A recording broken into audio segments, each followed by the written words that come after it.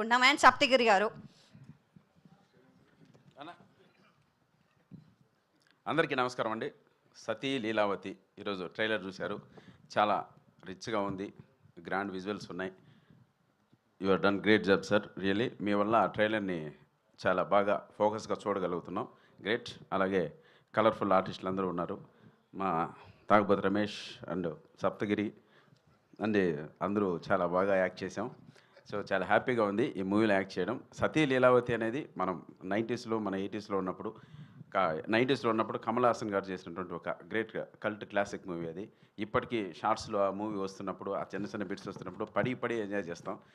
కమల్ హాసన్ గారు యాక్టింగ్ కావచ్చు, ఆయనకి డబ్బింగ్ చెప్పిన మనో గారు కావచ్చు, అవన్నీ మనకు బాగా మనసులో గుర్తుండిపోయాయి.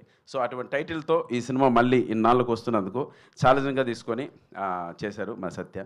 సో ఓపెన్గా చెప్పాలంటే థియేటర్ల పరిస్థితి మనందరికీ తెలిసిందే, అంతగా కరెక్ట్గా లేదు. జనాలు థియేటర్స్ రావట్లేదు. ఆర్టిస్టులను చూసి జనాలు థియేటర్కి వచ్చేటువంటి పరిస్థితుల్లో ఈరోజు లేదు.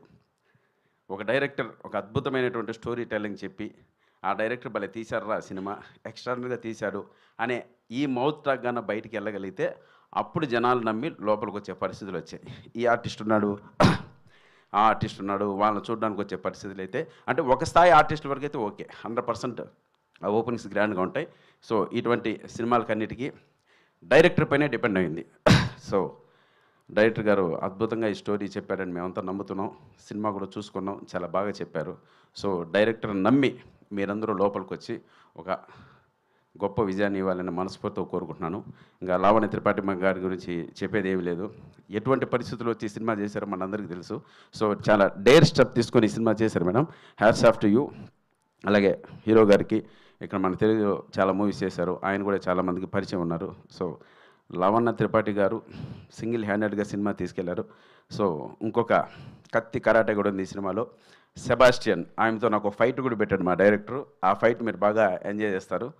సో ఈ సినిమాని ఇప్పుడున్న పరిస్థితులను దాటి, అంటే ఇది ఓటీటీలో చూద్దాంలే అనుకోకుండా థియేటర్లో చూడొచ్చు అనేంత టాక్ మాకు May 8th వచ్చిందంటే మా నాగమోహన్ గారు గొప్పగా విజయం సాధించినట్లే. చూడండి, ప్రశాంతంగా మెడిటేషన్ చేసి పీస్ ఆఫ్ మైండ్తో ఉన్నారు పక్కన.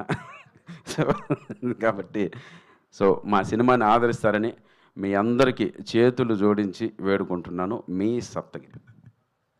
Thank you so much. అలాగే మా యాంకర్ గారు ఈ సినిమాని శుభసూచకంగా గణేష్ని స్తోత్రంతో స్టార్ట్ చేశారు madam. Really thank you so much. అది కూడా చాలా బాగుంది. ఆ స్తోత్రం విన్నప్పుడు ఆ తర్వాత ప్రోగ్రామ్ స్టార్ట్ అయ్యడం, మధ్యలో కూడా మన మోడీ గారు అలర్ట్ కూడా వచ్చింది అందరికీ, బెల్ అంతా. సో ఇవన్నీ శుభసూచకంగా భావించి May 8th ప్లీజ్ థియేటర్స్ రండి, మమ్మల్ని ఆదరించండి. మీ Saptagiri. Thank you very much అండి. మరి అలాగే దుర్గాదేవి పిక్చర్స్